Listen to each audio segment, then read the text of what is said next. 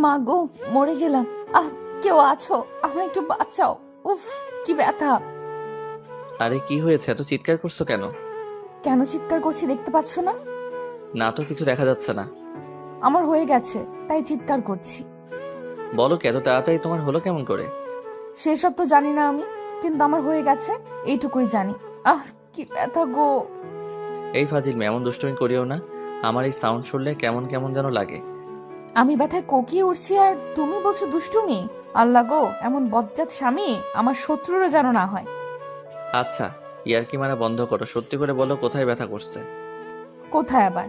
নাভির নিচের নরম কোমল জায়গায় ব্যথা করছে খুব। তলপেটে নাকি? হুম হুম, তল পেটে না গো, আরো নিচে, একদম নিচে। উফ, কি ব্যথা। দেখো রিমি, একদম ফাইজলামি করো না। আমি কিন্তু সিরিয়াস। আমার কি কোনো কাজ নেই নাকি যে তোমার সাথে অযথা ফাজলামি করব? সত্যি ব্যথা করছে। আচ্ছা তাহলে আমায় দেখাও, আমি মালিশ করে দিচ্ছি। রাজ কথাটা বলতেই রিমির পাশে বসে পড়ল। রিমি একটু অদ্ভুত ভাবে রাজের দিকে তাকাচ্ছে। রাজ রিমির এই অদ্ভুত তাকানোর মানে বুঝতে পারছে না। মেয়েটি সত্যিই ব্যথা পাচ্ছে নাকি শুধু শুধু এমন করছে। কিছুই বোঝার উপায় নেই রাজের কাছে। রাজ রিমির পাশে বসে রিমির শাড়িটা ধরে আলতো করে খুলে নিল। শাড়িটা খুলে দিয়ে রিমির হাঁটুর উপর তুলে দিতেই রিমি হকচকিয়ে উঠে বসে পড়ে। রাজকে উদ্দেশ্য করে বলল, কোথায় আবার? তুমি না বললে নাভির নিচের নরম জায়গায় ব্যথা করছে? ওখানেই হাত দিচ্ছি। ছি, তুমি আসলে একটা লুচ্চা লোক তো। হুটহাট করে জায়গা মতো হাত চালান করে দাও কেন? আরে আমি তো তোমার ব্যথা কমাতে চেষ্টা করছিলাম, তুমি আমায় ভুল বুঝছো। আমি তোমায় ভুল না, ঠিক বুঝি। তোমার মাথায় তো সারাদিন এটাই ঘোরে, কখন একটু ধরতে পারবে, কখন একটু করতে পারবে। আমি বুঝি না ভেবেছো? আমি সব বুঝি। তুমি আমার কচুটা বোঝো, কচুটা। আমি ভালো করতে আসলাম দেখে এত কথা শুনতে হচ্ছে তো আমার। ঠিক আছে, আর ভালো করতে আসবো না। থাকো তুমি তোমার মতো, আমি গেলাম। রাজ রিমির কথায় রেগে যায়। রিমির শাড়ির আঁচলটা আবার জায়গা মতো নামিয়ে দিয়ে রিমির পাশ থেকে উঠে পড়ল সে। রিমি এতক্ষণ ধরে রাজের সাথে মজা করছিল। আসলে একটু পরেই রাজ অফিসের জন্য বেরিয়ে যাবে, ফিরবে সেই রাতে।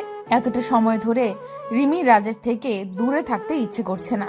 রিমি চায় সব সময় রাজের কাছে থাকতে, রাজের পাশে থাকতে। তাই রাজকে আটকানোর একটা বুদ্ধি পাকিয়ে রিমি এমনটা করে।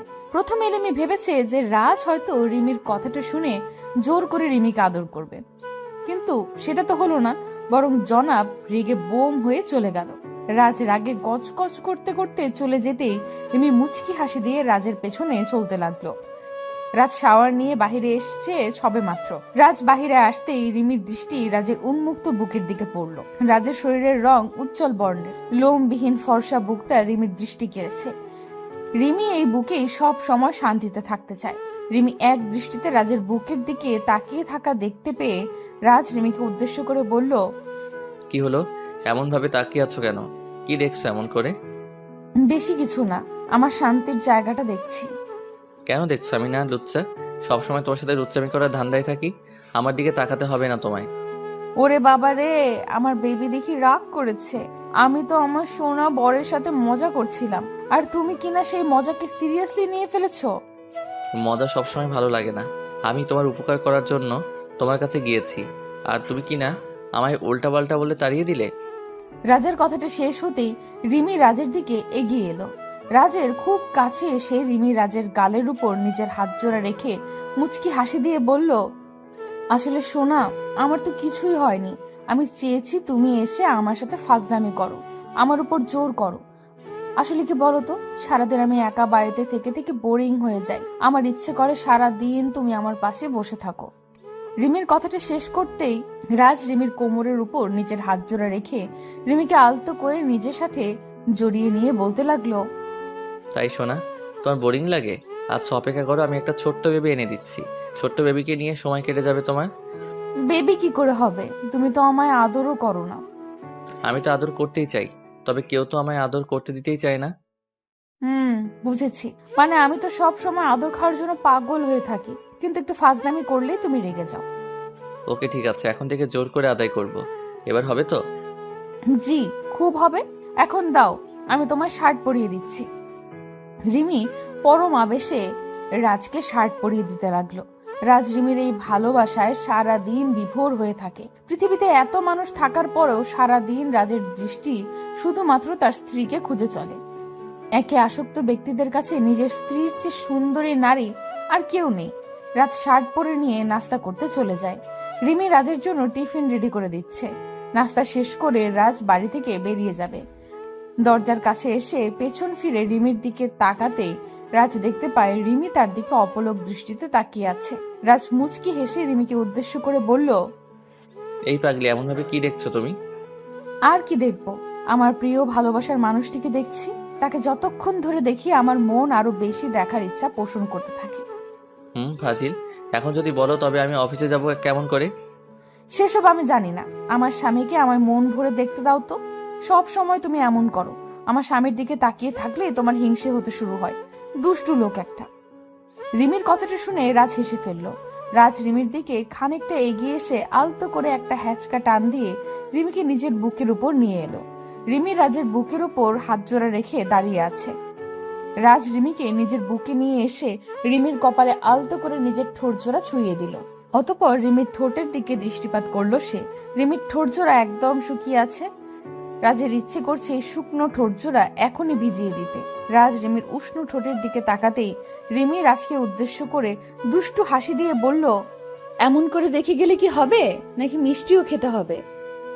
মিষ্টিও খেতে হবে। দাও একটু মিষ্টি খেয়ে নেই। রাজ কথাটা বলতেই আলতো করে রিমির ঠোঁট জোড়া নিজের ঠোঁটের সাথে এক করে দিল। পরম আবেশে রিমির ঠোঁট জোড়া খেতে লাগলো রাজ। রাজের ঠোঁটের পরশ পেতে রিমি প্রচন্ড ভাবে কেঁপে উঠল। মনে হচ্ছে রিমির সারা শরীরের মধ্যে এক শিহরণ খেলে গেছে। রাজের ইচ্ছে করছে এই ঠোঁটের সব মধু আজ মন ভরে খেয়ে নিতে। একটুও ছাড়তে ইচ্ছে করছে না তার। তবে অফিসের সময় চলে যাচ্ছে, তাই ইচ্ছে না থাকার পরেও রিমিকে ছাড়তে হবে। মিনিট খানেক চুমু খাওয়ার পর রাজ রিমির ঠোঁট জোড়া আলতো করে ছেড়ে দিল। রাজ রিমির ঠোঁট জোড়া নিজের ঠোঁটের বন্ধন থেকে মুক্ত করে দিতেই রিমি খানিকটা হাঁপাতে লাগলো। রিমির গাল ও ঠোঁট ভীষণ রকম লালচে হয়ে আছে।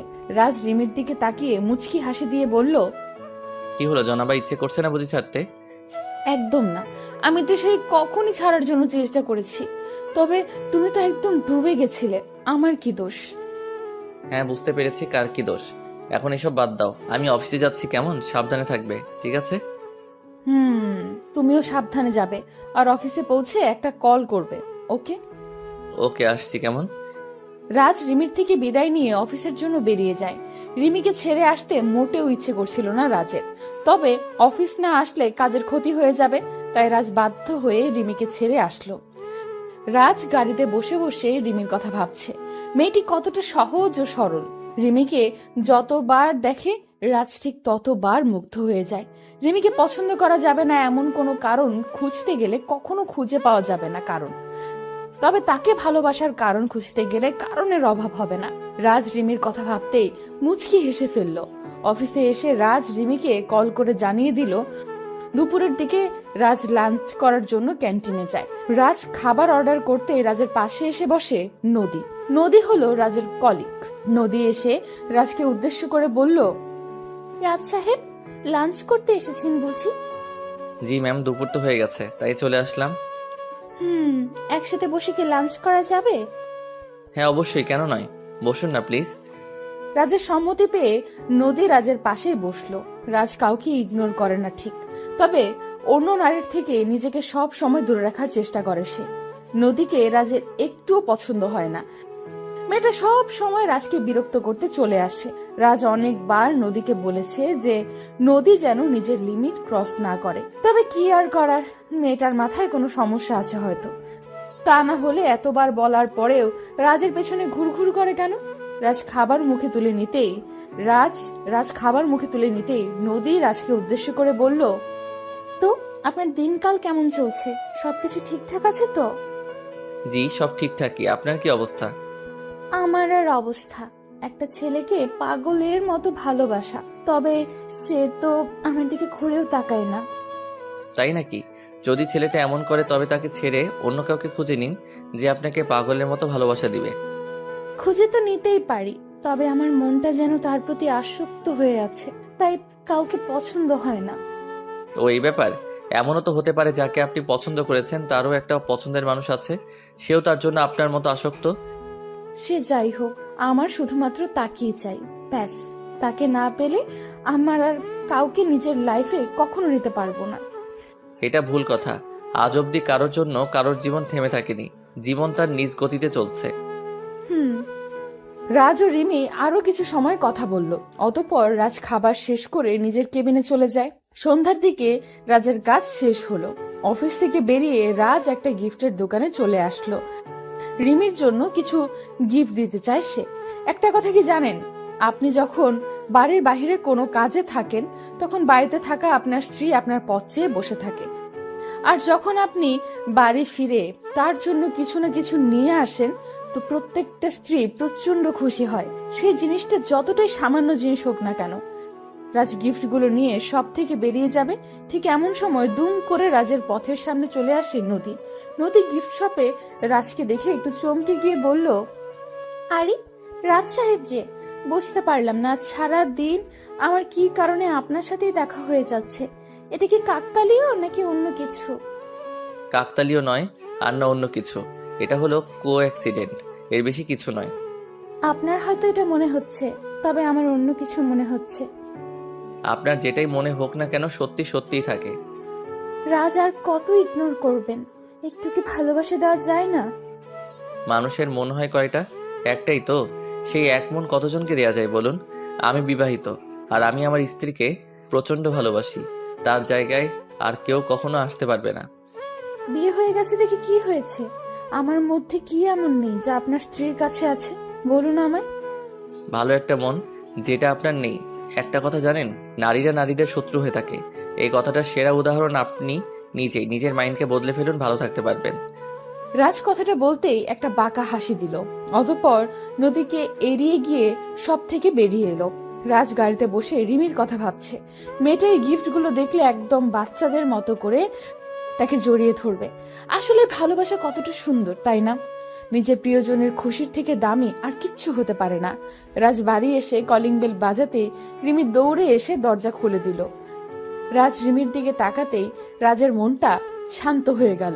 পাগলিটা রাজকে দেখে মিষ্টি একটা হাসি দিল। রাজ বাড়িতে এসে আর কোনো দিকে না তাকিয়ে নিজের প্রিয়তমা স্ত্রীকে নিজের বুকের সাথে মিশিয়ে নিল। রিমিও ছোট বাচ্চার মতো রাজের বুকে মুখ লুকিয়ে আদুরে গলায় বলতে লাগলো, এখন সময় হলো আসার।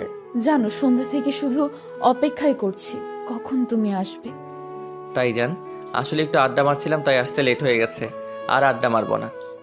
রাজের কথাটা শুনে রিমি দুম করেই চমকে যায়। রিমি রাজের বুকের থেকে নিজের মাথাটা সরিয়ে নিয়ে একটু অদ্ভুত কণ্ঠে বলতে লাগলো, তুমি জানো আমি কতটা অপেক্ষা করি তোমার জন্য, আর সেই তুমি কিনা আড্ডা মারছিলে। বেশ ভালো তো। আরে পাগলি, একটু আড্ডা না মারলে কি মন ফ্রেশ থাকে নাকি? তাই আড্ডা মেরে মুড ফ্রেশ করছিলাম। ও, আমার সাথে থাকলে বুঝি মুড ফ্রেশ হয় না? আচ্ছা, ফ্রেশ হয়ে নাও, আমি খাবার দিচ্ছি। রাজ বেশ ভালোই বুঝতে পারছে রিমি রেগে গেছে। রাজ তো রিমিকে রাগাতেই এই মিথ্যা বলেছে। রিমি ছাড়া রাজের মন আর কে আছে ঠিক করবে? রাজকে পেছনে ফেলেই রিমি সামনের দিকে এগিয়ে যেতে লাগলো। রাজ আলতো করে রিমিকে পেছন থেকে জড়িয়ে ধরে রিমির ঘাড়ে মুখ গুজে দিয়ে চুমু খেতে খেতে বলল, এই শোনা, লেগে গেছো তুমি?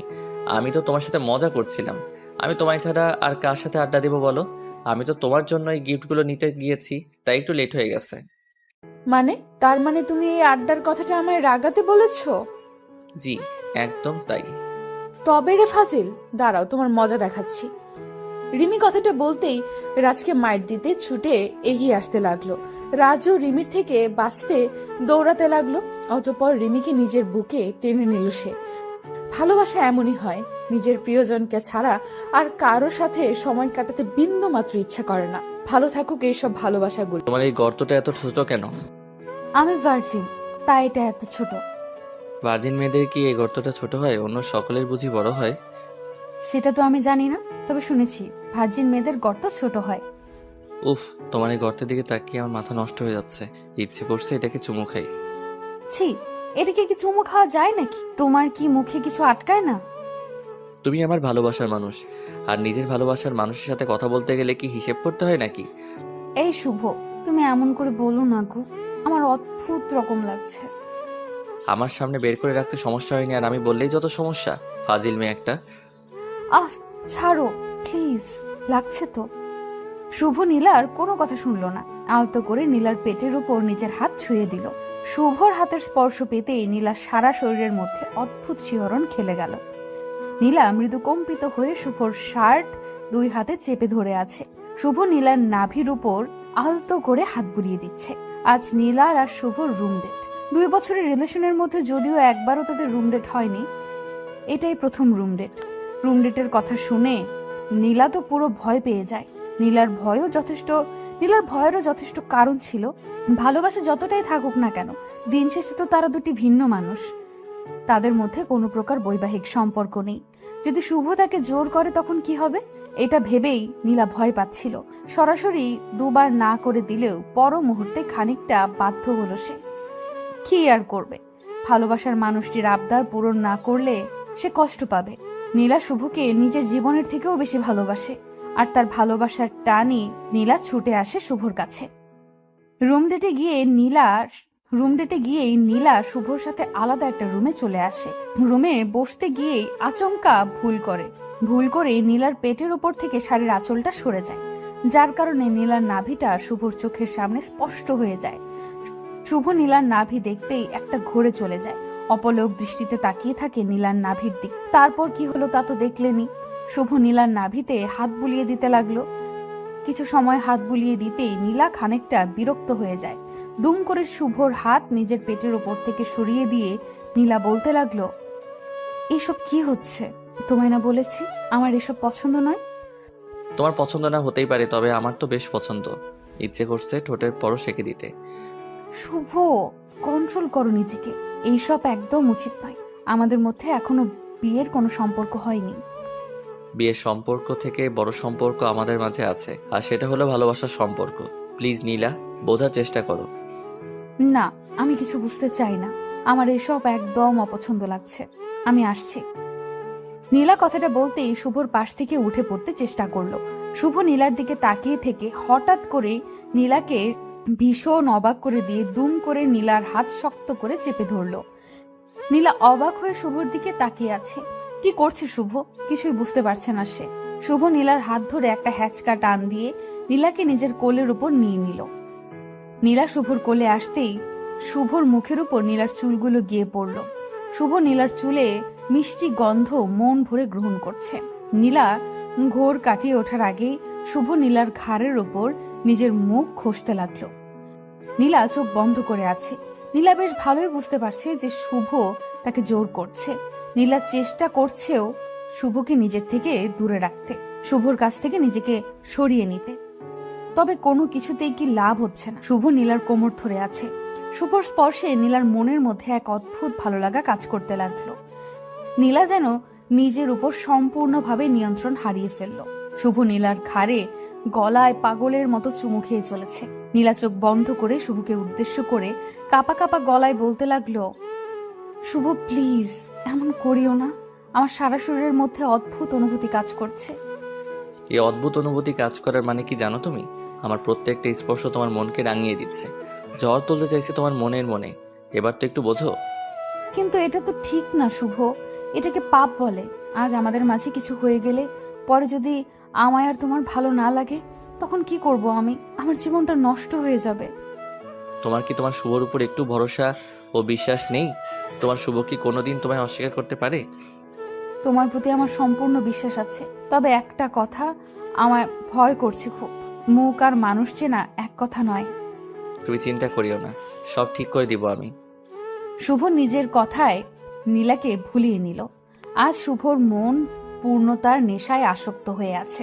খুব বেশি করে নীলাকে নিজের কাছে পেতে চায় শুভ, এতটা কাছে যে তাদের মাঝে 1 ইঞ্চিও দূরত্ব শুভ সহ্য হচ্ছে না।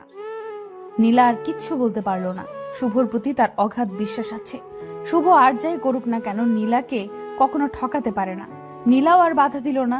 শুভর প্রত্যেকটা স্পর্শে সমানভাবে রেসপন্স করলো নীলা। শুভ নীলার ঠোঁটজোড়া নিজের দখলে নিয়ে পাগলের মতো চুমু খেতে লাগলো। নীলা কিছু সময় নিশ্চুপ থাকার পর নিজেকে আর সামলাতে পারলো না। শুভর সাথে সেও পাগলের মতো আদর করতে লাগলো। দুজন যেন একে অপরের মাঝে ডুবে যেতে ব্যাকুল হয়ে আছে। শুভ নীলার শরীর থেকে একটু একটু করে সমস্ত পোশাক খুলে ফেলে দিল। নীলা এখন শুভর সামনে উন্মুক্ত হয়ে আছে। উন্মুক্ত নীলাকে দেখে শুভর চোখে মুখে এক অজানা নেশার ছাপ স্পষ্ট হয়ে গেল। নীলা বুঝতে পেরে গেছে যে তার প্রিয়জনের আসলে এখন কি চাই। নীলা নিজেকে সম্পূর্ণভাবে শুভর সামনে তুলে ধরল। দুজন পূর্ণতার নেশায় মেতে উঠল। কিছু সময়ের জন্য তারা ভুলেই গেছে যে তারা যেটা করছে সেটা ভালোবাসা নয়, নিছক আকর্ষণ মাত্র। নীলা আর শুভ একে অপরের মাঝে সম্পূর্ণভাবে হারিয়ে গেল। পাগলের মতো আদর করতে থাকলো দুজন দুজনকে। আদর পর্ব শেষ হলো প্রায় ঘন্টাখানেক পরে। নীলা ক্লান্ত হয়ে বিছানায় শুয়ে আছে। নিজের নগ্নতা ঢাকার বিন্দু মাত্র শক্তিও যেন তার শরীরে নেই। শুভ ক্লান্ত হয়ে গেছে। নীলার বুকের ওপর মাথা রেখে শুয়ে আছে সে। নিশ্চুপ হয়ে কিছু সময় দুজন একে অপরকে জড়িয়ে ধরে শুয়ে থাকার পর সকল নীরবতা ভেঙে শুভ নীলাকে উদ্দেশ্য করে বলল, চুপ করে আছো কেন?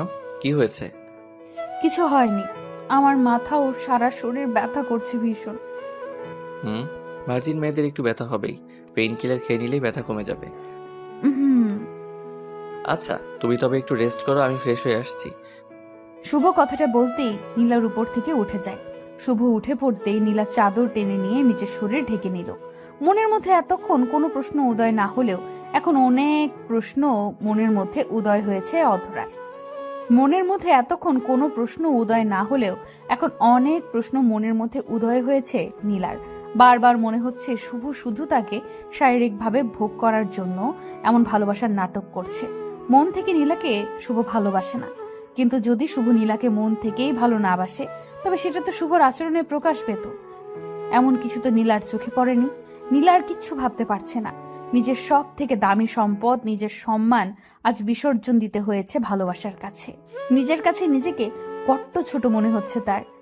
নীলার অজান্তেই চোখের কোণে পানি এসে জমা হলো। শুভ ফ্রেশ হয়ে এসে নীলাকে ঠায় শুয়ে থাকতে দেখে বলল, কি হলো, এখন শুয়ে আছো যে? ফ্রেশ হবে না নাকি? নীলা নিশ্চুপ। শুভর প্রশ্নের কোনো উত্তর সে দিল না। শুভ আর বুঝতে বাকি নেই যে নীলার মনটা খারাপ হয়ে গেছে। শুভ নীলার দিকে এগিয়ে এসে নীলার কপালে হাত রেখে বলল, দেখো নীলা, আমরা একে অপরের জন্য জন্মেছি। আমাদের মাঝে কোনোদিন বিচ্ছেদ নামক কোনো শব্দ আসবে না, তুমি আমায় বিশ্বাস করতে পারো। হুম। এখনো মন খারাপ করে আছো? আরে যেটা একটা না একটা দিন হবার ছিল সেটা আজ হয়ে গেল, এতে কষ্ট পাওয়ার মতো কি আছে? কষ্ট পাচ্ছি না, ঠিক আছি আমি। আচ্ছা, তবে চলো ফ্রেশ হয়ে নাও, বাড়ি ফিরতে হবে তো নাকি? আসছি, ওয়েট করো। নীলা বিছানা থেকে উঠে ফ্রেশ হতে চলে যায়। বিছানা থেকে নীলা উঠে পড়তেই শুভর চোখ বিছানার উপর পড়ল। খানেক জায়গায় রক্তের দাগ লেগে আছে। রক্তের দাগগুলো দেখে শুভর মনটা খারাপ হয়ে যায়। আসলে নীলার সাথে এত জোর করে এই কাজটা করা উচিত হয়নি তার। মেয়েটার মনটা একদম নরম, বেশি কিছুর প্রয়োজন না। একটু ভালোবাসাই তো চেয়েছে সে, শুধু শুধু কষ্ট দিয়ে ফেললাম। কথাটা আপন মনে বলল শুভ। নীলা ফ্রেশ হয়ে বাইরে আসতেই শুভ নীলার দিকে এগিয়ে যায়। নীলা ঠিকমতো সোজা হয়ে দাঁড়াতে পারছে না, হয়তো তার শরীর একটু অসুস্থ হয়ে আছে। শুভ নীলার কোমর ধরে আলতো করে খুঁড়িয়ে খুঁড়িয়ে নীলাকে রুম থেকে নিয়ে সোজা চলে আসে গাড়িতে। শুভ নীলাকে গাড়িতে বসিয়ে গাড়ি নিয়ে বেরিয়ে পড়ল। কিছু দূর ড্রাইভ করতেই শুভ দেখতে পেল রাস্তার পাশে একটা ফার্মেসির দোকান খোলা আছে। শুভ গাড়িতে সাইডে পার্ক করে গাড়ি থেকে নেমে পড়ল। গাড়ি থেকে নেমে শুভ নীলার জন্য পেন কিলার, কিছু মেডিসিন ও প্রোটেকশন পিল নিয়ে নিল। অতঃপর গাড়িতে এসে নীলাকে মেডিসিনগুলো দিল। নীলা মেডিসিনগুলো হাতে নিয়ে প্রশ্নসূচক কণ্ঠে শুভকে বলল, এইসব কিসের মেডিসিন? এটা হলো পেইন কিলার, ব্যথা কমে যাবে। আর এটা হলো সেফটি পিল, এটা নিলে বেবি আসবে না। শুভর কথাটা শুনে হয়তো নীলার একটুও পছন্দ হয়নি। নীলার মুখটা ফ্যাকাশে হয়ে গেল। নীলা গম্ভীর কণ্ঠে শুভকে উদ্দেশ্য করে বলল, তার মানে তুমি চাও না আমি তোমার বেবির মা হয়ে যাই? তাই তো এই পিল নিয়ে এসেছো, ঠিক বললাম তো? আরে পাগলি, এমন না, বিয়ের পর বেবি নিব। এখন এটা সেফটি হিসেবে কাজ করবে। প্রয়োজন নেই। আমাদের ভালোবাসার কারণে আজ যখন আমাদের মাঝে শারীরিক সম্পর্ক হয়েছে, তখন আমি চাইছি এটাই আমাদের ভালোবাসার অংশ হয়ে পৃথিবীতে আসুক। নীলার কথাটা শুনে শুভ আর কিচ্ছু বলল না। মুচকি হাসি দিয়ে নীলার হাত থেকে সেফটি পিল নিয়ে গাড়ির দরজা দিয়ে ফেলে দিল। নীলাকে উদ্দেশ্য করে শুভ মৃদু কণ্ঠে বলল, সমস্যা নেই, তোমার ইচ্ছে মানে আমার ইচ্ছে, এইসবের কোনো দরকার নেই। খুব শীঘ্রই আমরা এক হয়ে যাব, অপেক্ষা করো। শুভ কথাটা বলতেই গাড়ি স্টার্ট করলো। নীলাকে নীলার বাড়িতে ছেড়ে দিয়ে শুভ নিজ বাড়িতে চলে যায়। নীলার সাথে শারীরিক সম্পর্ক হবার পর শুভ আর আগের মতো নীলার সাথে কথা বলে না। নীলা কল করলে শুভ বারবার এক কথাই বলে, বিজি আছে সে। নীলা বুঝতে পারল না কিছু। হঠাৎ করে তার ভালোবাসার মানুষটির এমন পরিবর্তন নীলাকে ভাবিয়ে তুলছে ভীষণ। নীলার এতটুকু তো বেশ বুঝতে পারছে যে শুভ তাকে এড়িয়ে চলছে, অবহেলা করছে। তবে বেহায়া মন বারবার তার কাছেই ফিরে যায়, যার কাছে তার কোনো মূল্য থাকে না। নীলা সারাদিন ঘরের মধ্যে শুয়ে বসে কাটায়। একটু একটু করে নীলা যেন ডিপ্রেশনে আক্রান্ত হয়ে পড়েছে। একদিন দুম করেই নীলার প্রচন্ড বমি হতে লাগলো। নীলা দ্রুত প্রেগন্যান্সি টেস্ট করাতেই বুঝতে পারলো নীলা মা হতে চলেছে। নীলা বুঝতে পারছে না যে সে এই সংবাদে খুশি হবে নাকি দুঃখ পাবে, কারণ নীলার গর্ভেতেই সন্তান একটু একটু করে বড় হয়ে উঠছে। সেই সন্তানের বাবা তো তার মাকে স্বীকার করতে প্রস্তুত নয়, সেখানে এই বাচ্চাটাকে কি করে স্বীকার করবে? নীলা কিছু ভেবে না পেয়ে শুভকে কল করলো। দুবার রিং হতেই শুভ কলটা পিক করলো। কলটা পিক করতেই ওপার থেকে নীলা শুভকে উদ্দেশ্য করে বলল, শুভ, আমি মা হতে চলেছি। Wow, good news. মিষ্টি কোথায়? শুভ, আমি মজা করছি না, সত্যি বলছি। একটু আগে টেস্ট করে জানতে পারলাম। তো আমি কি মজা ভেবেছি নাকি? আর তুমি প্রেগনেন্ট, তো আমার কি হয়েছে? তোমার কি হয়েছে মানে? মাথা ঠিক আছে তো তোমার? কি সব পাগলের মতো বলছো? কি সব বলছি মানে? আমার মাথা আর আমি সব ঠিক আছে। তুমি বলো কি জন্য আমায় কল করেছো? শুভ, এই সন্তানটা আমাদের, আর এই নিউজটা আমাদের খুশির খবর নিয়ে আসছে।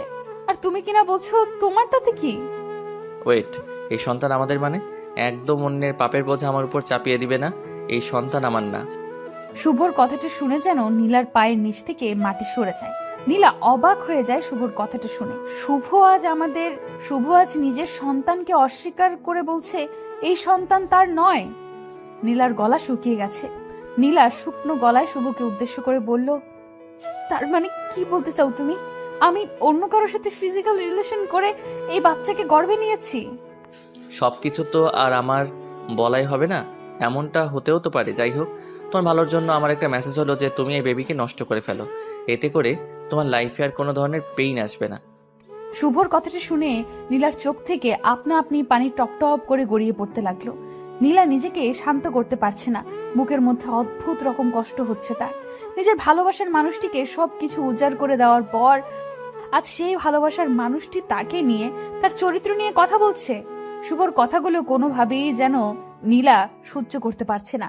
নীলা খানিকটা শক্ত গলায় শুভকে উদ্দেশ্য করে বলল, বাহ, অসাধারণ উপহার দিলে তুমি। তোমার আর আমার ভালো চাইতে হবে না, আমি আমার ভালো ঠিক বুঝে নিব। ভুলটা আমার ছিল, সমাধানও আমার করা লাগবে। ভালো থেকো তুমি। নীলা কথাটা শেষ হতেই দুম করে কলটা কেটে দিল। ফোনটা সুইচ অফ করে দিয়ে নীলা বালিশের সাথে মুখ চেপে কান্না করতে লাগল। নিজের জীবনের আজ শেষ করে দেওয়া ছাড়া আর কোনো উপায় নেই। নীলা একটা ভুলের কারণে আজ দুটি জীবন নষ্ট হতে চলেছে। নীলা কোনোভাবেই নিজের মনকে বোঝাতে পারছে না যে শুভ তার সাথে প্রতারণা করেছে। মেয়েরা আসলেই বোকা। একটু ভালোবাসা পাবার লোভে তারা নিজের সব কিছু দিয়ে দিতে পারে, আর দিন শেষে প্রতারিত হয়। নীলা কান্না করছে। হঠাৎ করে শুভ অনুভব করলো কারো একটা হাত নীলার কাঁধের উপর পড়ছে। নীলা মুখ ঘুরিয়ে পেছনে তাকাতেই দেখতে পায় শুভকে নিজের রুমে দেখে নীলা চমকে যায়।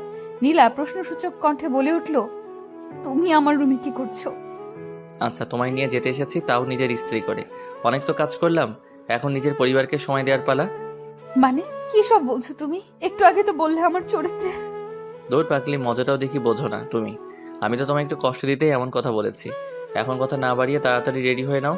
আব্বু আম্মু কথা বলছে বাহিরে। অতঃপর শুভর কথায় নীলার বুকে প্রাণ ফিরে এলো। ভালোবাসার মানে আশ্বাস নয়, ভালোবাসার মানে বিশ্বাস। বিশ্বাসের উপর ভর করে ভালোবাসা টিকে থাকে। এই চলুন না, আজ রাতে আমরা দুজন মিলে একটু খেলি। এই শোনো, চ্যানেলটি সাবস্ক্রাইব করে ঘন্টাটি বাজিয়ে দিও, কেমন? ঠিক আছে, কিন্তু কি খেলবে? ওই খেলাটা। কোন খেলাটা? আরে যেটাই আপনি আমারটা খাবেন আর আমি আপনারটা খাবো। মিলির কথাটা শুনে মাহির চমকে গেল। হঠাৎ করে মিলি এই খেলাটা এতদিন পর খেলতে চাইলো কেন? মাহির বুঝতে পারছে না।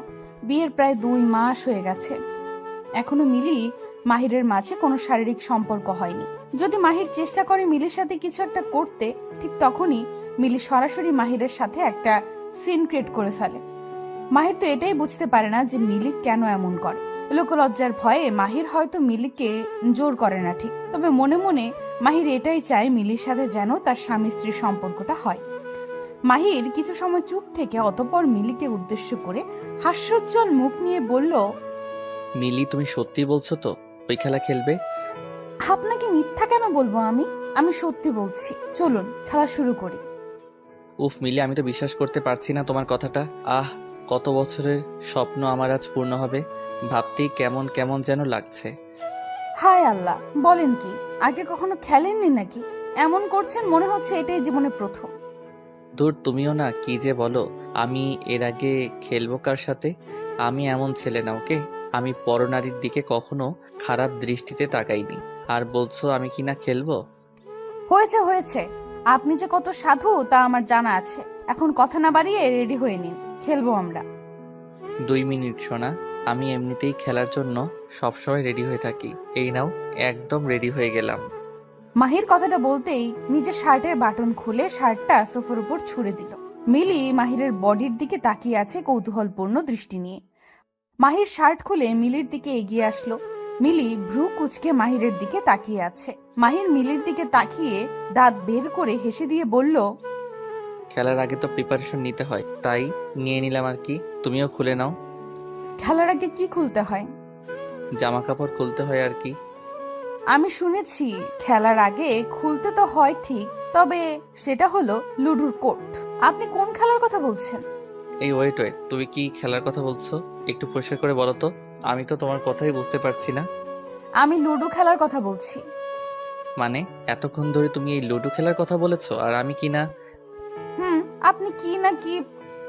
মিলি ভ্রু কুচকে কথাটা বলতেই মাহির কিছু সময় মাথাটা নিচু করে রেখে অতঃপর মাহির মিলির কাছে এসে বসলো আর মিলির হাত ধরে বলতে লাগলো, দেখো মিলে, আমার না ভীষণ ইচ্ছে করছে সব স্বামী স্ত্রী যা যা করে ওইসব করতে। তোমার কি কোনো ফিলিংস নেই? সবাই কি করে, আর আমার মধ্যে তো অনেক ফিলিংস আছে। বলুন আপনি কি করে আপনাকে ফিলিংস দেখাবো আমি? দেখো কি কি করে, তুমি শুধু চুপ করে আমার আদরগুলো অনুভব করো। বলুন আপনি কি করে আপনাকে ফিলিংস দেখাবো আমি? মাহির কথাটা বলতেই মিলির কোমর ধরে আলতো করে মিলিকে নিজের কাছে টেনে নিল। মিলি চুপ হয়ে মাহিরের দিকে তাকিয়ে আছে। মাহির মিলির ঠোঁটের দিকে মুগ্ধ দৃষ্টিতে তাকালো।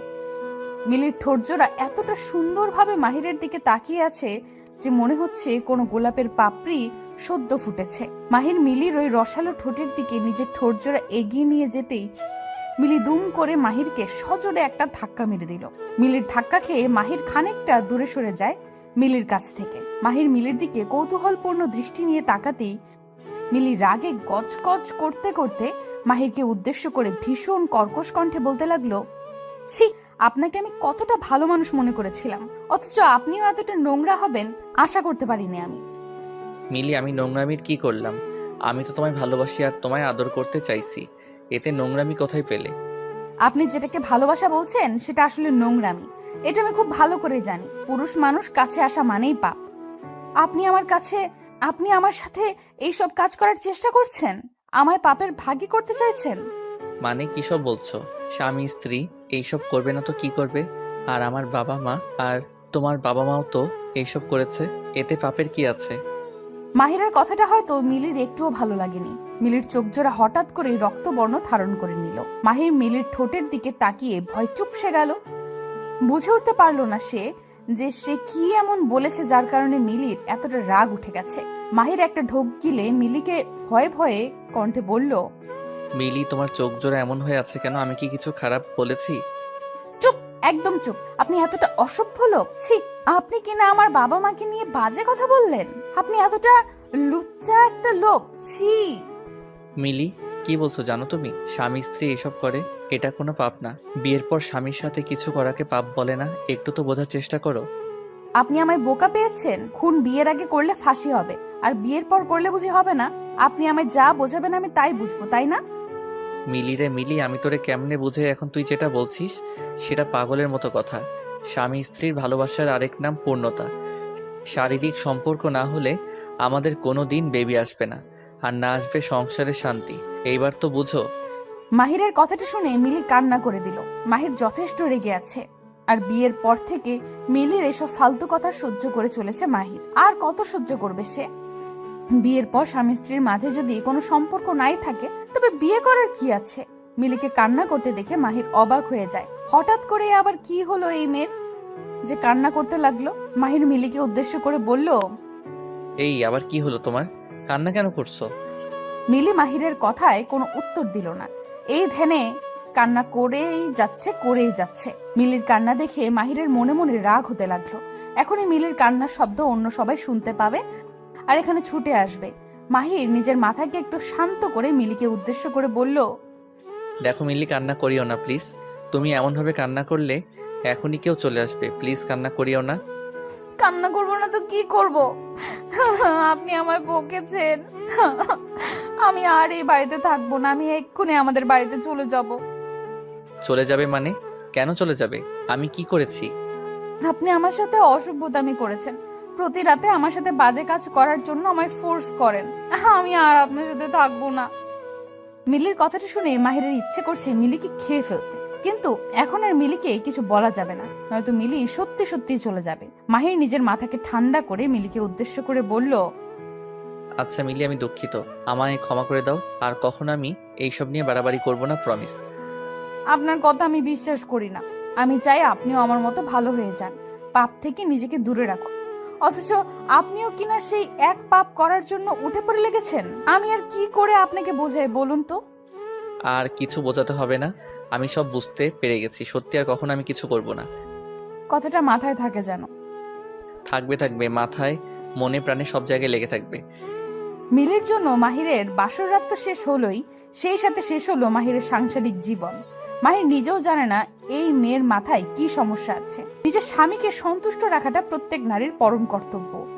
সেখানে মিলি কিনা নিজের স্বামীকে বারবার নিজের থেকে দূরে রাখতে ব্যস্ত।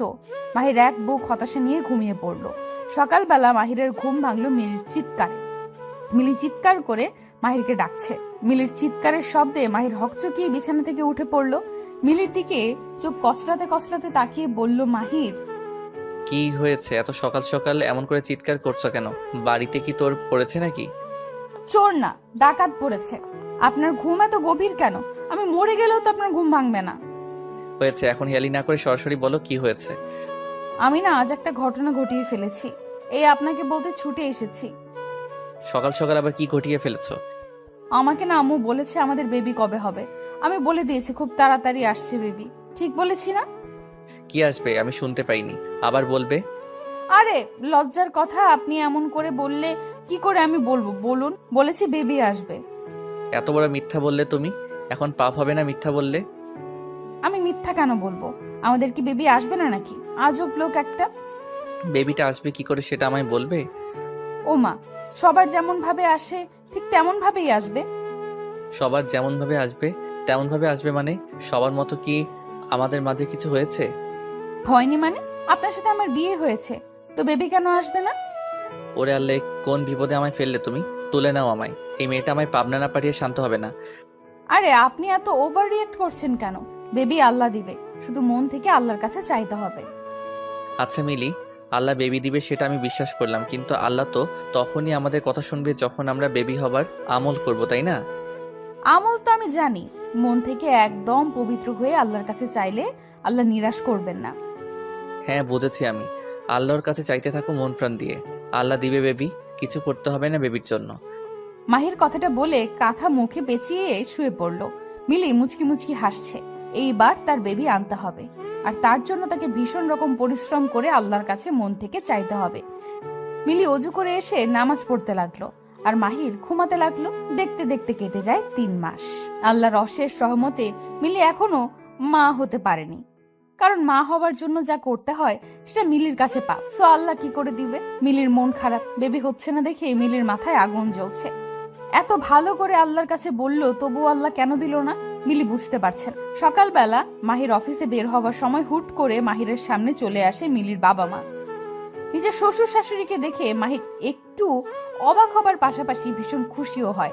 মাহির তাদের সালাম দিয়ে বলল, আব্বা আম্মা, আপনারা হঠাৎ করে এখানে?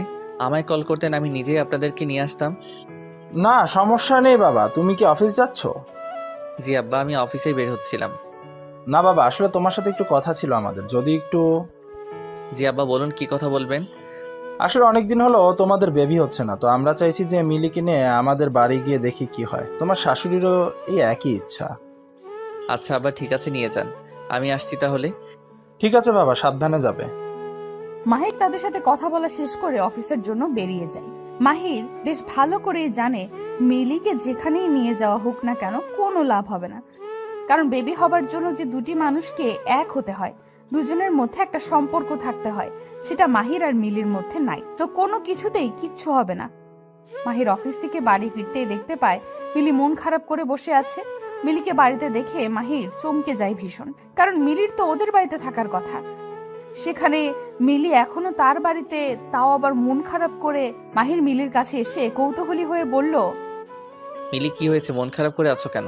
তোমার না ও বাড়িতে যাওয়ার কথা ছিল? আমি কোথাও যাব না, আমি আপনার সাথেই থাকবো এই বাড়িতে। তা ঠিক আছে, কিন্তু কি হয়েছে? মন কেন খারাপ তোমার? মাহিরের কথাটা শেষ হবার আগেই মিলি দৌড়ে এসে মাহিরকে শক্ত করে জড়িয়ে ধরলো। মাহির খানিকটা অবাক হয়ে যায় মিলির এমন কাজে। মিলি মাহিরকে শক্ত করে জড়িয়ে ধরে কান্না করতে লাগলো। মাহির মিলিকে খানিকটা শক্ত করার চেষ্টা করে বলতে লাগলো, মিলি, কান্না কেন করছো? কি হয়েছে বলো আমায়। আচ্ছা, এমন ভাবে কান্না করলে কি একটু ভালো দেখাবে তোমায়? আমায় আজ মন ভরে কান্না করতে দিন, আমি অনেক কান্না করতে চাই। কিন্তু কেন? হুট করে কারণ ছাড়াই কি কেউ কান্না করে বলো? আমি জানি না কে করে আর না করে, তবে আমি করব। পাগলি একটা। আচ্ছা বলো, তোমার কান্নার কারণ কি? আমি বিয়ের পর থেকে একটা ভুল ধারণা মনের মধ্যে পোষণ করে আপনাকে অনেক অনেক কষ্ট দিয়েছি। হয়তো আমার কাজের জন্য আমি কখনো ক্ষমা পাবো না। কষ্ট কোথায় দিয়েছো? সব ঠিক আছে তো? আপনি আর একটাও কথা বলবেন না। কষ্ট দিয়েছি কি দেইনি তা আমি জানি। আপনি আমায় ক্ষমা করে দিন, আর কখনো আপনাকে কষ্ট দিব না আমি, প্রমিস। সেসব ঠিক আছে, কিন্তু হয়েছেটা কি? বিয়ের পর আমি যেটাকে পাপ বলতাম সেটা পাপ নয়, সেটাই আসল ভালোবাসা। এটা আমি এত পরে বুঝতে পেরেছি। আমার বেবি লাগবে, আপনার আদর লাগবে, আপনার ভালোবাসা লাগবে। প্লিজ আমায় ক্ষমা করে দিয়ে নিজের বাহু ডোরে আঁকড়ে নিন। পাগলি একটা। আমি তো আগেই বলেছিলাম এটা পাপ না, বরং ভালোবাসা। আমায় বোঝার ভুল ছিল, আমায় ক্ষমা করে দিন না প্লিজ। কান্না বন্ধ করো। আমি কখনো তোমার কাছে কষ্ট পাইনি, আর যখন কষ্ট পাইনি তখন ক্ষমা করার কি আছে? I love you. I love you so much. Mahir মিলিকে শক্ত করে নিজের বাহু ডোরে আঁকড়ে ধরলো। আজ আর তাদের দুজনের মাঝে বিন্দু মাত্র দূরত্ব নেই। দুটি হৃদয় ও মন আজ একসাথে। আপনি আমার দুধে হাত দিচ্ছেন কেন? আমি আম্মুকে বলে দিব। যাকে ইচ্ছা বলো, তোর দুধ ধরতে আমার ভীষণ ভালো লাগে। আমার দুধ ধরতে আপনার ভালো লাগলেই আপনি ধরবেন নাকি? আমার ভালো লাগলে আমি ধরবো। আচ্ছা, তোর দুধটা এত গরম কেন? যে গরম পড়েছে সবকিছু গরম হয়ে যাচ্ছে, আর এটা তো দুধ, গরম তো হবেই। গরমকাল দেখে কি এত গরম হয়ে যাবে নাকি? এই দুধ ধরতে মনে হচ্ছে হাতে ফোসকা পড়বে আমার। তাহলে ধরেছেন কেন? ছেড়ে দিন না। আপনি যদি এখন আমার দুধের উপর থেকে হাত না সরান, তাহলে আমি চিৎকার করে কান্না করব। রিমির কথা শুনে রাজ হেসে ফেললো। একটু দুধের উপর হাত দিয়েছে দেখে মেয়েটা কত কথা শোনাচ্ছে রাজকে। রাজ কি এত সহজেই রিমিকে শান্তিতে থাকতে দিবে নাকি? রাজও রিমির দুধ ধরে রেখেছে। রিমি বার করে রাজকে বারণ করার পরেও রাজ কোনো কথা শুনছে না। রিমি রাজের এমন ফাজলামি আর সহ্য করতে পারলো না। চরম বিরক্ত হয়ে রিমি ন্যাকা কান্না করে দিয়ে চিৎকার করে নিজের আম্মুকে ডাকতে লাগলো। আম্মু দেখো, রাজ ভাই আমার দুধ ধরছে বারবার, আমি বারণ করার পরেও ছাড়ছে না উনি। যত খুশি ডাক, বাড়িতে আন্টি নেই, আমার হাত থেকে তোকে বাঁচানোর মতো কেউ নাই। ও, এই জন্যই আপনার সাহস এত বেড়েছে তাই না? আপনি আসলে একটা পচা লোক। আমি পচা লোক তো কি হয়েছে? এমন ভাবে চিৎকার করছিস মনে হচ্ছে আমি তোর দুধ ধরে আছি। তো কার দুধ ধরে আছেন? এই দুধ তো আমারই। এই দুধ তোর কি করে হয়? এই দুধ তো গরুর। তুই কি গরু নাকি? গরুর দুধ গোয়ালি বিক্রি করেছে আর আমি কিনে নিয়েছি, তার মানে এইটা এখন এই দুধ আমার। ওরে কি লজিক রে! শোন, আমি গরুর দুধ ধরেছি আর আমি এখন এটা খাবো। তুই চুপটি করে বসে থাক, তা না হলে কিন্তু কি? তা না হলে কিন্তু এই দুধ ছেড়ে অন্য কোনো দুধ খাওয়া শুরু করে দিব। ছি ছি ছি, এইসব কি ধরনের কথা? আপনার লজ্জা করে না এসব বলতে? এক ফোঁটাও লজ্জা করে না আমার। বেশি কথা বললে আরো অনেক কথা বলবো আমি। রাজের কথা শুনে রিমি চুপ হয়ে যায়। রাজ সময় সময় তার বাড়ি এসে তার সামনে এমন ফাজলামি করবে রিমি অনেক সহ্য করেছে, তবে আজকাল রাজের কোনো কিছুতেই সে সন্তুষ্ট হতে পারে না। হুট করে রিমিকে আই লাভ ইউ বলাই হোক বা রিমিকে জড়িয়ে ধরা, কোনো কিছুতেই রাজ দুবার ভাবে না। রাজের এমন কার্যক্রমে রিমির পরিবারও কিছু মনে করে না, করবেই বা কেন? রাজের মতো ভালো ছেলে আর কোথাও আছে নাকি? রিমির জন্য এই ছেলেটাই পারফেক্ট। রিমিকে চুপ হয়ে থাকতে দেখে রাজ মলিন কণ্ঠে বলতে লাগলো, এই রিমি, কি ভাবছিস তুই? তোকে এমন কাকতাড়ুয়ার মতো বসে থাকা দেখলে আমার একটু ভালো লাগে না। তো কি করব? নাচবো নাকি এখন? তুই নাচতে চাইলে নাচতে পারিস, আমি কোনো সমস্যা নেই। আপনার দুধ খাওয়া হয়েছে? এই তো প্রায় শেষ, কিন্তু কেন? আরো দুধ দিবি নাকি? একদম বাজে কথা বলবেন না। আপনার চোখের দৃষ্টি আমার কাছে ভালো মনে হচ্ছে না। আমি কিছু বললেই তো তোর কাছে সেটা খারাপ হয়ে যায়। ভালো কথার তো আজকাল কোনো দামই নেই। আপনার এসব লুচ্চা কথার মানে আমার খুব ভালোই জানা আছে। এখন কি মিন করেছেন তা আমি বেশ ভালোই বুঝতে পারছি। তাই নাকি? সবটা যখন বুঝতেই পেরে গেছিস তবে দূরে রেখেছিস কেন? কাছে চলে আয়, একদম মিশে যা আমার সাথে। পাগল হয়ে গেছেন নাকি? এসব ফাজলামি একদম আমার পছন্দ নয়। ফাইজলামি কে করছে তোর সাথে? আমি সত্যি কথা বলছি নিজের মন থেকে। হয়েছে, এসব কথা বলিয়েন না। আপনার উপর আমি অনেক রেগে আছি। আপনি আমার দুধ খেয়ে ফেলেছেন, এখন আমি কি করব? আমি যখন তোর দুধ খেয়েছি তখন তুই আমার দুধ খেয়ে নে হিসাব বরাবর। আপনার দুধ কোথায় পাবো আমি? এই যে আমার আছে না, এইগুলো থেকে নিয়ে নে যত ইচ্ছে তত দুধ। রাজ কথাটা বলতেই নিজের শার্ট দুটোর বাটন খুলে ফেললো। রাজ শার্টের বাটন খুলে দিতেই রিমির চোখের সামনে খানিকটা উন্মুক্ত হলো রাজের বুক। জিম করা বডি রাজের, দেখতেও সে সুদর্শন। সব দিক দিয়ে বিবেচনা করলে এক কথায় রাজ অতুলনীয়। রিমি রাজের দিকে এক দৃষ্টিতে তাকিয়ে আছে। জিম করা বডি রিমির ভীষণ পছন্দের। রিমি জিম করা বডি পছন্দ করে দেখে রাজ জিমে গিয়ে বডি বিল্ডিং করেছে। রিমি রাজের দিকে কিছু সময় তাকিয়ে থেকে নিজের চোখ নামিয়ে নিল। রিমি চোখ নামিয়ে নিতেই রাজ মুচকি হেসে রিমিকে উদ্দেশ্য করে বলল, কি হলো, চোখ নামিয়ে নিলি যে? আমাকে পছন্দ নয় বুঝি তোর? দেখুন রাজ ভাইয়া, এইসব ঠিক না। আমি আপনাকে আগেই বলেছি আমার কাছাকাছি আসিয়েন না। পরে কিছু হয়ে গেলে তার দায় আমি নিতে পারবো না। বাড়িতে তো তুই আর আমি ছাড়া কেউ নেই, কিছু একটা হয়ে গেলেও সমস্যা নেই। যেটা বিয়ের পরে পাবো তা বিয়ের আগে পেয়ে গেলেও সমস্যা নেই। আপনি কিন্তু বেশি বেশি করছেন। আমি কিন্তু এখন বাড়ি থেকে চলে যাব। কোথায় আর যাবি? দিন শেষে আমার বুকে ফিরতে হবে তোকে। রাজ কথাটা বলতেই বাঁকা হাসি দিয়ে রিমির দিকে এগিয়ে আসে। রিমি রাজের চোখের দিকে তাকিয়ে আছে। রাজের চোখগুলোর মধ্যে এক অদ্ভুত নেশা কাজ করছে। রিমি ভাবছে, রাজ আজ যদি তাকে কিছু করে ফেলে তাহলে কি হবে। রাজ এক পা করে রিমির দিকে এগিয়ে আসতে লাগলো। রিমিও রাজের দিকে খানিকটা পিছিয়ে যেতে লাগলো। রাজকে এখন ভীষণ ভয় করছে তার। এই ছেলে কি না কি করে ফেলে। রিমি পিছিয়ে যাবার এক পর্যায়ে দুম করে দেওয়ালের সাথে ধাক্কা খায়। পিছিয়ে যাওয়ার পথ শেষ। রাজ রিমির কাছাকাছি আসতেই আলতো করে রিমির কোমরের উপর নিজের হাত রাখলো। রিমির কোমরে রাজের স্পর্শ পেতেই রিমির সারা শরীরে কারেন্ট বয়ে যায়। প্রবল ভাবে কেঁপে উঠল রিমির সারা শরীর। রিমি রাজকে উদ্দেশ্য করে কাঁপা কাঁপা কণ্ঠে বলতে লাগলো, এসব কি করছেন? আপনি আমার ধৈর্যের পরীক্ষা করিয়েন না। আমি কিন্তু নিজের মধ্যে আর থাকতে পারবো না। তো হারিয়ে যা না, আমি তো এটাই চাই তুই নিজেকে আমার সাথে সঁপে দিস। আর আমি তোকে অনেক আদর করি। কিন্তু এটা তো ঠিক নয়, এটা তো পাপ। পাপ পুণ্যের হিসেব কষতে আমি এখানে আসিনি। তাছাড়া আমায় তুই তোর দুধ খাইয়ে আমার মাথা খারাপ করে দিয়েছিস। এখন আমি তোকে আদর করবই করব। আমায় আটকাতে পারবে না কেউ। রাজ কথাটা বলতেই রিমিকে জড়িয়ে নিল নিজের বুকে। রিমিকে শক্ত করে জড়িয়ে ধরে রাজ রিমির পিঠের উপর হাত বুলিয়ে দিচ্ছে। রিমি রাজের প্রত্যেকটা স্পর্শে বারংবার কেঁপে কেঁপে উঠছে। রাজ রিমির এই কম্পনে নিজেকে আরো প্রবল নিঃশাক্ত অনুভব করছে। রাজ আলতো করে রিমির থুতনি ধরে রিমির থুতনি উঁচু করে দিতেই রিমি সকল লজ্জাকে সাইডে ফেলে দুম করে রাজের নিজের ঠোঁটজোড়া তারা শক্ত করে চেপে ধরলো। রাজ বিশ্বাস করতে পারছে না এটা রিমি, কারণ রিমি সর্বদা প্রচন্ড লজ্জা পেয়ে আসছে। সেই রিমি কিনা আজ নিজেই রাজের ঠোঁটের সাথে নিজের ঠোঁট এক করে নিয়েছে। কথাটা ভাবতেই চমকে যায় রাজ। রিমি রাজের ঠোঁটজোড়া নিজের দখলে নিয়ে পাগলের মতো চুমু খেতে লাগলো। রাজও উন্মাতের মতো করে রিমির ঠোঁটের ভালোবাসার পরশ নিয়ে যাচ্ছে। কিছু সময় চুমু খাওয়ার পর রাজ আলতো করে রিমির ঠোঁটজোড়া ছেড়ে দিল। রিমির ঠোঁটের মধ্যে থেকে নিজের ঠোঁটজোড়া তুলে নিয়ে রাজ রিমির বুকের উপর থাকা ওড়নাটা এক টানে নিজের হাতে নিয়ে নিল। ওড়না সরে যেতেই রাজের সামনে রিমির বুকটা উন্মুক্ত হয়ে যায়। রিমি নিজের উন্মুক্ত বুক ঢাকার বিন্দু মাত্র চেষ্টা করলো না, কারণ রিমি এটাই চেয়েছে। রাজ রিমির বুকের দিকে তাকিয়ে আছে। রিমি রাজের দিকে তাকিয়ে মুচকি মুচকি হাসছে।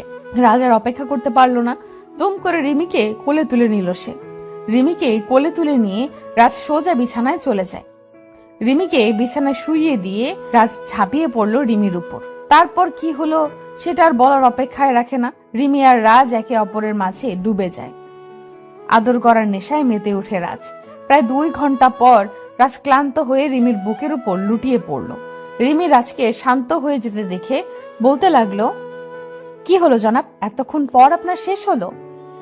ও সরি, খুব তাড়াতাড়ি শেন হয়ে গেল তাই না? সরি, হ্যাঁ ফার্স্ট টাইম তো তাই আর কি। এই চুপ করো ফাজিল, এত সময় ধরে আদর করেছো, বাবা রে, আমি তো ভেবেছি আজ আর শেষ হবে না। ইচ্ছে তো ছিল না শেষ করার, একবার শুরু হয়ে যাওয়ার পর আর থামতে ইচ্ছে করে না। এমন ভাবে চলতে থাকলে তোমার জন্য 2 দিন পর পর খাট কিনে আনতে হবে।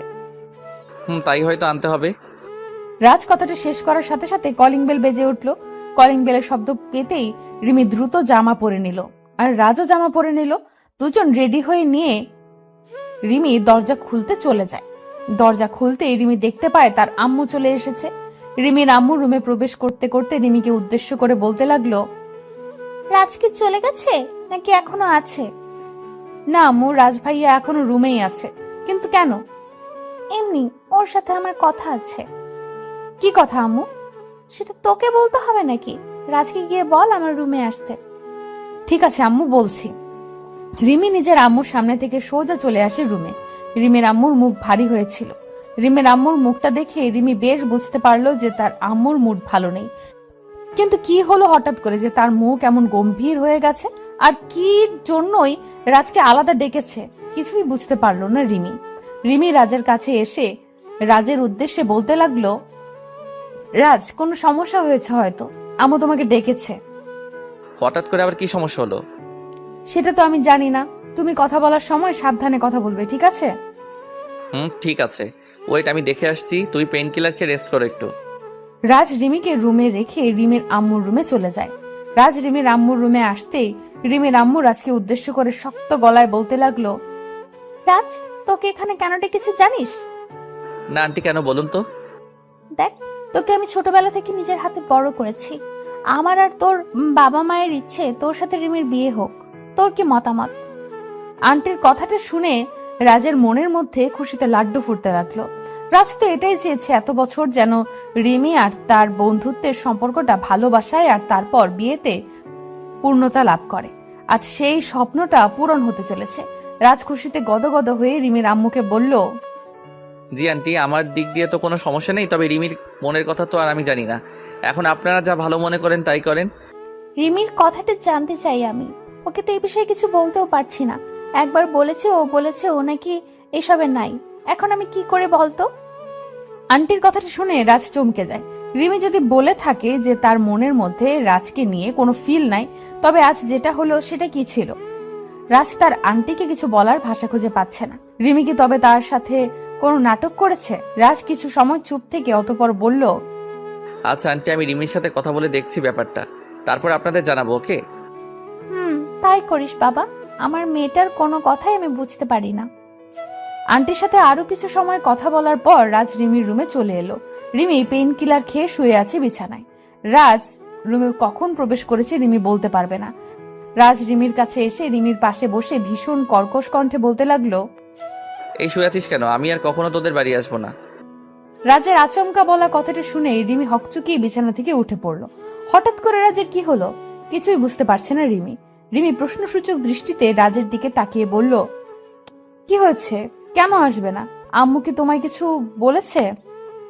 কিছু বলেছে মানে? সরাসরি বলে দিয়েছে তোর সাথে আমার আর কোনো সম্পর্ক থাকুক সেটা উনি চাইছেন না, তাই আমি আর কখনো তোর সাথে দেখা করতে আসবো না। এই মাথা ঠিক আছে তো তোমার? আম্মু হঠাৎ করে এইসব কেন বললো? সেটা তোমার আম্মুকে গিয়ে জিজ্ঞেস করো, আমি আসছি, ভালো থেকো। রাজ কথাটা বলতেই রিমির সামনে দিয়ে চলে যেতে নিল। রাজকে চলে যেতে দেখে রিমি দুম করে রাজের হাত ধরে ফেললো আর রাজকে উদ্দেশ্য করে বলল, এই কোথায় যাও তুমি? আমার ছেড়ে কোথাও যেতে পারবে না তুমি। আমি আম্মুর সাথে কথা বলছি।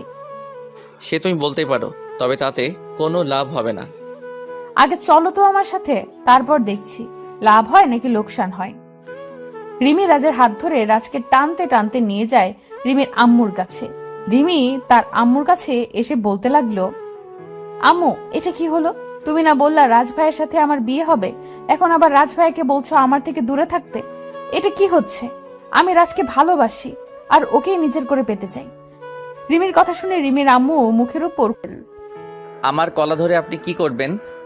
না, আপনার গলাটা দেখতে খুব সুন্দর আর বড় দেখাচ্ছে, তাই ধরতে ইচ্ছে হলো। তাই নাকি? এই কলা ধরার পর আপনার যদি খেতে ইচ্ছে হয় তখন কি হবে? কি আর হবে, একটু খেলে কি পাপ হবে নাকি? কি বলছেন? আমার কলা আপনি খেলে তো পাপ হবেই। পরপুরুষের কলা খাওয়া কি ভালো নাকি? আমি অত শত বুঝি না, আপনি আপনার কলা আমায় ধরতে দিবেন কিনা সেটা বলুন। এমন ভাবে জেদ করছেন মনে হচ্ছে এই কলাটা আমার না আপনার। নিন ধরুন, আবার মুখে পড়ে ফেলবেন না যেন। ঈশান নিজের কলা ঈশার দিকে এগিয়ে দিতেই ঈশা লোভনীয় দৃষ্টিতে ঈশানের কলার দিকে দৃষ্টিপাত করলো। এত বড় কলা হয়তো ঈশা এর আগে দেখেনি। ঈশা কলাগুলো নিজের হাতে নিতেই ঈশানকে বলতে লাগলো, এত বড় কলা কোথা থেকে পেলেন? আমার তো দেখেই খেতে ইচ্ছে করছে। কোথা থেকে আবার? আমার নিজের কলা এটা। অনেক যত্ন নিয়ে এটাকে এত বড় করেছি। ভালো না লেগে উপায় আছে কি? সত্যি বলেছেন, এই কলাটা দেখে তো সেটাই মনে হচ্ছে। আমি অনেক দেখেছি কলা, তবে আপনারটার মতো এত সুন্দর কলা দেখিনি কারো কাছে। দেখবেন কেমন করে, সবাই কি আর এমন করে বানাতে পারে? জি, কিছু বললেন? না, বললাম সবার কাছে থাকলে কি আর আপনি আমার কাছে আসতেন কলা ধরার জন্য? কিছু মনে করবেন না, আপনার কথাগুলো আমার কেমন যেন ভালো মনে হচ্ছে না।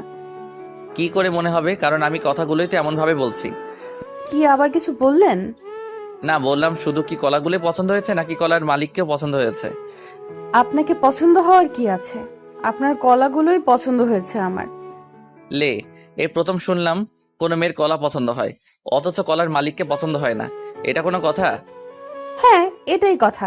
আচ্ছা বলুন, আপনার কলার দাম কত? মানে আমি দুটো কলা নিতে চাই। আমি ক্রয় করে নিয়ে এসেছি কি বিক্রি করার জন্য নাকি? আমি এগুলো বিক্রি করার জন্য নিয়ে আসিনি ম্যাম। ওকে, তাহলে বলুন কোথা থেকে নিয়েছেন, আমিও নিব। একবার বললাম তো আমার নিজের কলা। নিজের কলা কি আর কোথাও থেকে দিতে হয় নাকি? ও ঠিক আছে, আসছি তবে। ঈশা কথাটা বলতেই চলে যেতে নিল। ঈশান ঠায় দাঁড়িয়ে আছে। এত কষ্ট করে দীর্ঘ 2টি ঘন্টা দাঁড়িয়েছিল একটু ঈশার সাথে কথা বলার জন্য, অথচ ঈশার সাথে কথা বলার আগে ঈশা চলে যেতে চাইছে। এটা কি ঈশান মেনে নেবে নাকি? ঈশান ঈশার পেছন পেছন দৌড়ে এগিয়ে এসে ঈশাকে পেছন থেকে বলল, এই ম্যাম, আপনি কি রাগ করলেন নাকি? না, রাগ করার মতো কি আছে? না, কেন জানি মনে হলো আপনি রেগে গেছেন। আচ্ছা, এই কলাগুলো আপনার পছন্দ হয়েছে?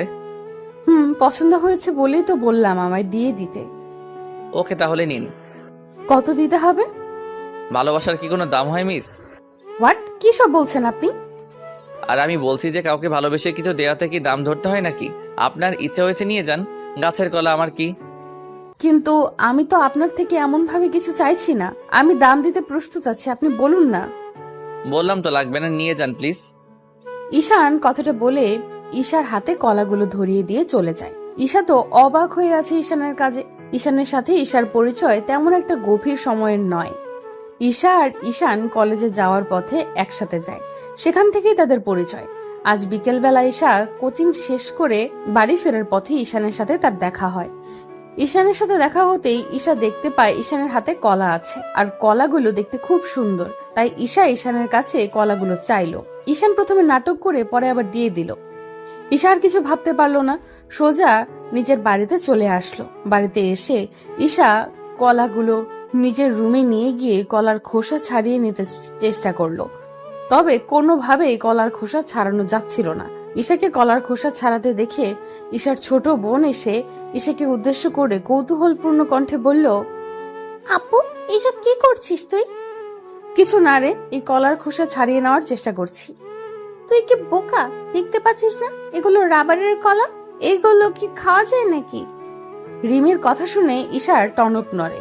ঈশা খানিকটা ভেবাচাকা খেয়ে গিয়ে রিমিকে বলল, কি বলছিস তুই? এগুলো রিয়েল কলা, আমি আমার এক পরিচিত লোকের থেকে নিয়েছি। যার থেকেই নিস না কেন, সে তোর সাথে মজা করেছে। আসলে আপু, তুই এতটা বোকা কি করে হতে পারিস? আসল নকল কিছুই বুঝিস না। রিমি কথাটা বলে হাসতে হাসতে চলে যায়। ওইদিকে ঈশার মাথায় হাত দিয়ে ভাবতে লাগলো, এই কলাগুলো ফেক কি করে হতে পারে, আর ঈশানী বা তার সাথে এমন মজা কেন করবে? ঈশা আরো একবার কলাগুলো হাতে নিয়ে ভালো করে পরীক্ষা করে দেখলো। এবার যেন রিমির কথাটাই সত্যি হয়েছে, এই কলাগুলো আসলেই রাবারের। ঈশা এই কলাগুলো রাবারের দেখে রাগে ফুঁসতে লাগলো। এত বড় ধোঁকা তার সাথে কি করে হতে পারে? ঈশা রাগের কারণে কলাগুলো মাটিতে ছুঁড়ে মারলো। ইচ্ছা করছে ঈশার এক্ষুনি ঈশানের চুলগুলো টেনে ছিঁড়ে ফেলতে। কি অসম্ভব ছেলে একটা! এমন ভাবে কি কেউ কাউকে ধোকা দেয়? পরদিন সকালে ঈশা রেডি হয়ে কলেজে যাচ্ছে। কিছু দূর যাওয়ার পর ঈশা দেখতে পেল ঈশানও তার পেছনে পেছনে আসছে। ঈশা এই সময়ের জন্য অপেক্ষা করছিল। এখন ঈশানের থেকে তার জানতে হবে কেন ঈশান তার সাথে এত বড় প্রতারণা করলো। ঈশা রাস্তার পাশে দুম করে দাঁড়িয়ে পড়তেই ঈশান মুচকি হেসে ফেলল। ঈশান জানে ঈশা তার সাথে কথা বলার জন্যই দাঁড়িয়েছে, আর ঈশানও এটাই চাইতো যে ঈশা তার সাথে কথা বলুক। ঈশান ঈশার কাছাকাছি এগিয়ে আসতেই ঈশা ঈশানকে উদ্দেশ্য করে ভ্রু কুঁচকে বলল, এই ছেলে দাঁড়াও, তোমার সাথে আমার কথা আছে। জি বলুন, কি কথা? তুমি যে কলাগুলো গতকাল আমায় দিয়েছিলে ওগুলো ফেক কলা ছিল, রাইট? ফেক ছিল কেন, কি হয়েছে? একটা থাপ্পড় দিব, মাথার তার সব ঠিক মতো লেগে যাবে। আমার সাথে মজা করার সাহস কি করে হয় তোমার? জানো তোমার এই ফাজলামের জন্য আমি আমার ছোট বোনের কাছে হাসির পাত্রী হয়ে গেছি। আরে সরি, আমি তো আপনার সাথে এমন কিছু হবে জানতাম না। আমি তো আপনার সাথে একটু কথা বলতে চেয়েছি, তাই এমন করেছি, সরি। মানে আমার সাথে তোমার কি কথা? আসলে মানে এই ছেলে, আমার দিকে এমন ভাবে তাকাচ্ছ কেন? একদম উল্টাপাল্টা কথা বলবে না। আমার সামনে থেকে যাও, আর কখনো আমার সামনে আসবে না। কিন্তু কেন? আমি আপনার সামনে আসলে কি হবে? আর আমি আপনাকে পছন্দ করি। কাউকে পছন্দ করা কি পাপ? পাপ কিনা তা আমি জানি না, আপনাকে আমার পছন্দ নয়, তো নিজের লিমিটের মধ্যে থাকুন। ঈশা কথাটা বলতেই ঈশানের সামনে দিয়ে হনহন করে চলে যায়। ঈশান ঈশার দিকে তাকিয়ে আছে। ঈশান ঈশাকে মন থেকে ভালোবাসে, আর ঈশানও জানে ঈশাও তাকে পছন্দ করে। কিন্তু হঠাৎ করে ঈশানকে মুখের উপর না করে দেওয়ার কারণ কি? ঈশান কিছু বুঝতে পারলো না। ঈশান কলেজ শেষ করে কলেজের সামনে কিছু সময় অপেক্ষা করার পর দেখলো ঈশা আসছে। ঈশান ঈশার সামনে এসে আবারও ঈশানকে বলল, ঈশা, আমি তোমার সাথে একটু কথা বলতে চাই। আমার সময় হবে না, সরি।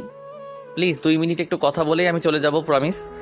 তোমার প্রমিস শোনার মতো কোনো মুড নেই আমার। এমন করিও না, আমার কথাটা শোনো, তারপর তোমার যা ইচ্ছা হয় বলো, আমি তাই করব, প্রমিস। ঠিক আছে, বলো কি বলবে। আমি তোমায় ভালোবাসি আর সারা জীবন তোমার সাথে থাকতে চাই। প্লিজ আমায় ফিরিয়ে দিও না তুমি। আমি তোমাকে ভালোবাসি না, হয়েছে কথা। আচ্ছা ঠিক আছে, আমায় শুধু এইটুকু বলো, কি কারণে আমায় ভালোবাসো না? আমার মধ্যে কি সমস্যা আছে বলো তুমি। আপনার মধ্যে কি সমস্যা তা তো বলতে পারছি না, তবে এইটুকু শিওর থাকুন আপনি আমার মতো না, সো একটু দূরে থাকাই ভালো। এটাই তোমার শেষ কথা? তবে আমারও একটা কথা আছে, শুনবে? আমি যে কোনো ভাবেই হোক তোমায় নিজের করেই ছাড়বো, প্রমিস করলাম। আমার ভালোবাসা এতটা দুর্বল না যে হারিয়ে যাবে। ওকে, অপেক্ষায় থাকলাম। ঈশা কথাটা বলতেই ঈশানের সামনে দিয়ে চলে যায়। ঈশান এক দৃষ্টিতে ঈশার চলে যাওয়ার দিকে তাকিয়ে আছে। মনকে বোঝাতে পারছে না ঈশান যে ঈশার মনের মধ্যে তার জন্য কোনো জায়গা নেই। ঈশান ঠায় দাঁড়িয়ে আছে নীরবে। ঈশানকে এমন দাঁড়িয়ে থাকতে দেখে ঈশানের বন্ধু রাজ এসে ঈশানকে উদ্দেশ্য করে বলল, কিন্তু কেন, কি হয়েছে? আর বলিস না দোস্ত। আচ্ছা আমি কি দেখতে খারাপ? কোনো নেশা করি? চরিত্র খারাপ আমার? না তো, কিন্তু কেন, কি হয়েছে? ঈশা আমায় রিজেক্ট করেছে। জানিস, ওকে প্রথম দেখে আমি পাগল হয়ে গেছি। এতটা পাগল হয়েছি যে ওকে ছাড়া আমি বাঁচতে পারবো না। সেই ঈশা আজ আমায় মুখের উপর না করে চলে গেছে। আমি কি করব বুঝতে পারছি না দোস্ত। সত্যি ভালোবাসিস ওকে? সত্যি ভালোবাসি আমি। তাহলে চাপ নিচ্ছিস কেন? তুই এক কাজ কর, তোর বাড়ির লোকেদের জানিয়ে দে, তারপর দেখ কি হয়। মানে বাড়ির লোকদের জানালে আমাকে বাড়ি থেকে বের করে দিবে, তখন আমি কোথায় যাব? ভালোবাসার জন্য মানুষ জীবনও দিয়ে দেয়, আর তুই কিনা বাড়ি চিন্তা করছিস? ছি দোস্ত। ঈশান রাজের কথার মানে বুঝতে পারলো না ঠিক, তবে ঈশাকে নিজের করে পেতে হলে রাজের আইডিয়াটা মন্দ হবে না। ঈশান সোজা নিজের বাড়ি চলে আসলো। বাড়ি এসে ঈশান কি করে নিজের বাবা মাকে এই কথাটা বলবে তাই ভাবছে। বুকের মধ্যে ভয় চুপসে গেছে তার। জীবনে এই প্রথম সে লজ্জার বাঁধ পেরিয়ে নিজের মনের কথা বাবা মাকে বলতে চলেছে। এটা তার কাছে কম কিছু নয়। ঈশান অনেকটা সময় ভাবার পর বুকের মাঝে একটু সাহস সঞ্চয় করলো। এবার তার বলার পালা। অনেকটা সাহস করার পরেও ঈশান নিজের বাবা মাকে কিছু বলতে পারলো না। কি করে বলবে? প্রচন্ড ভয় কাজ করছে তার মনের মধ্যে। ওইদিকে ঈশা বাড়ি ফিরে অপেক্ষা করছে কখন তার বাড়িতে ঈশান এসে তাকে বিয়ে করার কথাটা বলবে। ঈশা ঈশানের উপর ফিদা হয়ে গেছে প্রথম দেখায়। তবে ঈশা চায় না কোনো প্রকার হারাম সম্পর্কে জড়াতে। ভালোবাসার শেষ পরিণতি বিয়ে। ঈশা চায় ঈশানের সাথে প্রেম করতে, তবে সেটা ঈশানের স্ত্রী হয়ে। ঈশার মনটা একটু একটু করে বিচলিত হতে লাগলো। কি করে জানবে ঈশান তার বাবা মাকে বলতে পেরেছি কিনা? কিছুই যেন তার মাথায় আসছে না। কিছু সময় অপেক্ষা করার পর ঈশার বোন রিমি ঈশার রুমে এলো। রিমিকে দেখে বেশ খুশি লাগছে। রিমি এসে ঈশাকে উদ্দেশ্য করে বলল, ঈশা আপু, আজ নীরব আঙ্কেল তার ছেলেকে নিয়ে তোকে দেখতে আসছে। মানে নীরব আঙ্কেল আজ এত বছর পর আমাদের বাড়িতে আসবে, তাও আবার তার ছেলেকে নিয়ে? ব্যাপার কি? ও আপু, তুই না এখনো সেই ছোট্ট ঈশাই আছিস। তোকে দেখতে আসছে মানে তোর বিয়ের সানাই বাজতে চলেছে। উফ, আমার তো ভাবতেই ভালো লাগছে। আমার বোনের বিয়েতে আমি খুব মজা করব। আমার বিয়ে আর আমি জানি না? বাহ, ভালো তো। আমি এই বিয়ে করতে পারবো না। মানে কেন বিয়ে করবি না? কি হয়েছে? কি হবে? কিছু হয়নি। আমি অন্য কাউকে পছন্দ করি, তাই এই বিয়ে করতে পারবো না। কাকে পছন্দ করিস? আছে একজন। তুই এখন যা, আমার মাথা গরম আছে। ঈশা নিজের রুম থেকে রিমিকে তাড়িয়ে দিল। এমন খবর শোনার জন্য ঈশা মোটেও প্রস্তুত ছিল না। ঈশার তো মনে মনে ঠিক করে নিয়েছে ঈশানের সাথেই তার বিয়ে হবে। এখন আবার কোথা থেকে এই আঙ্কেল আর তার ছেলে চলে আসলো, কিছুই বুঝতে পারলো না ঈশা। বিকেল বেলা ঈশার আঙ্কেল ও তার ছেলে ঈশার বাড়িতে আসলো। তারা ঈশাকে নিয়ে কথা বলছে। ঈশাকে খানিকটা বাধ্য করা হয় সাজতে। ঈশা মনে মনে সিদ্ধান্ত নিয়ে নিয়েছে এই ছেলেকে সে রিজেক্ট করবে আর ঈশানের জন্য অপেক্ষা করবে। কিছু সময় যাবার পর ঈশাকে তাদের সামনে আনা হলো। সবাই ঈশার দিকে তাকিয়ে আছে অপলক দৃষ্টিতে। ঈশার মা ঈশার মুখের উপর থেকে ঘুমটা তুলে দিতেই ঈশা চোখ তুলে তাকালো। চোখ তুলে তাকাতেই ঈশা চমকে উঠল। এই কি দেখছে সে? নিজের চোখকেও যেন বিশ্বাস করা দায় হয়ে পড়েছে তার। ঈশা দেখতে পেল তার সামনে বসে আছে ঈশান। ঈশানকে দেখে ঈশার ঠোঁটের কোণে হাসির ছাপ স্পষ্ট হয়ে পড়ল, তবে মুখের উপর কৌতূহলী ভাবটা কাটলো না। সকলের কথা বলা শেষ হতে ঈশা আর ঈশানকে আলাদা কথা বলার জন্য নিয়ে যাওয়া হলো। ঈশা আলাদা কথা বলতে এসেই ঈশানকে উদ্দেশ্য করে বলে উঠল, এই তুমি এখানে কেমন করে? তুমি কি আগে থেকে সব জানতে নাকি? কচু জানতাম। আমিও তো জানতাম না কার সাথে আজ দেখি করতে এসেছি। আমি এখানে এসে বুঝলাম তোমাকে দেখতে এসেছি। আমার তো মাথায় কাজ করা বন্ধ করে দিয়েছে। এটা কি করে সম্ভব হলো? সত্যি ভালোবাসা এমনই হয়, পূর্ণতা ঠিক খুঁজে নেয়। আর আমি বলেছিলাম না আমার ভালোবাসা আমি পূর্ণতা দিব। বিধাতা হয়তো এটাই চেয়েছে। হয়তো বা। তো এখন বলো, ভালোবাসো কি আমায়? এখন কিছু বলতে পারবো না আমি। কিন্তু কেন?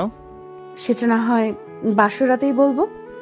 ঈশার ঠোঁটের কোণে মিষ্টি হাসিটা দেখে ঈশানের আর বুঝতে বাকি থাকলো না যে ঈশার মনের কথাটা কি হতে পারে।